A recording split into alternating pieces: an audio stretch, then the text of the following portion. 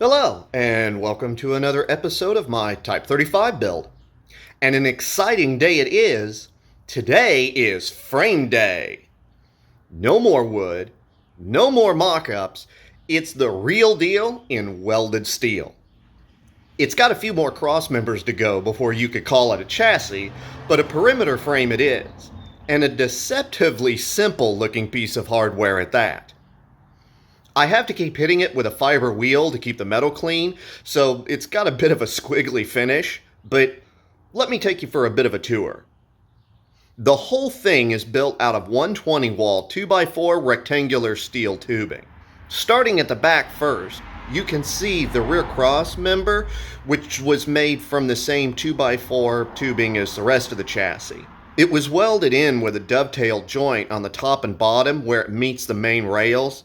The welds were finished flush, so you can't see the joint now, but using a rectangular tube ended up looking really clean and allows me the ability to plate over the top and bottom of the frame to mount the upper rear suspension, similar to an original Type 35.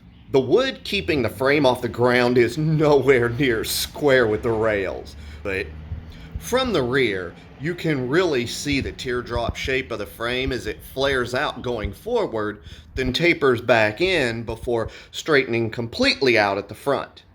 It's got a really nice shape to it. Almost kind of like a pop bottle. That is, if the pop bottle was being held up by a crooked 2x4. Moving forward though, the rear frame section curves really nicely down to the main rail and gives you an idea, with 8 inches of vertical separation, just how low the car will eventually sit.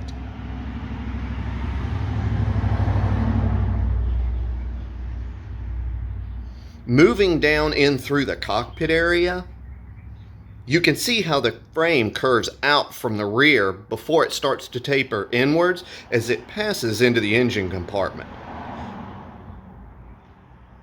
Then it straightens out and extends forward to the front cross member,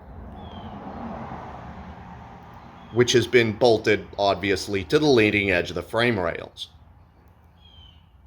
And even the front section, the straightest part of the frame, wasn't left perfectly straight. The bottom of the frame was tapered along its length from a 4-inch cross section down to a 2-inch cross section, and ends with a C-notch to receive the front cross member, and then was drilled for the bolts that attach the two together.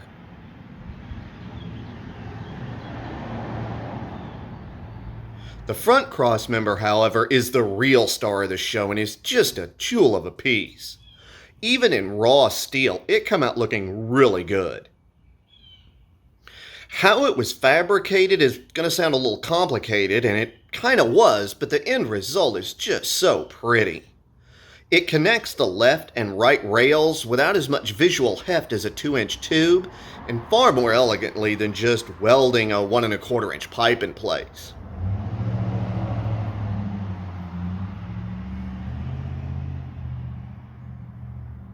All the work on the end irons was done by hand, and it's really just so nice to look at.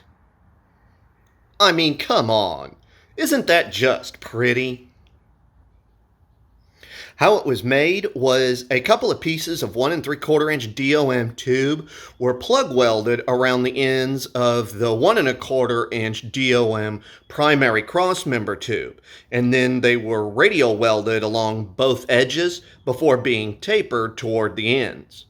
The welds on the outer edge were ground flat, while the welds on the inner edge was ground to a fillet for a more attractive appearance. On the inside of the rail, you can see how the bolts pass through the frame to hold the cross member legs in place. These will get flanged lock nuts during final assembly, and on the outside of the rail you can get a good look at the C-notch the cross member sits down in, and the drilled rod that was plug welded, then welded along its outside edge, that will eventually be tapped to hold the front spring bolt.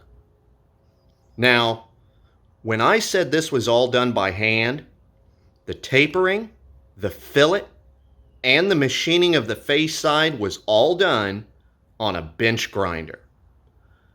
Not the fastest way to do it, but It's just so pretty. And that about covers it. One frame, ready and waiting. Not too bad looking a frame either, as far as frames go. And despite all the curves and bends, it came out just straight as an arrow. This thing is so square it's hip. Okay, I can't help myself. The front crossmember is just so pretty.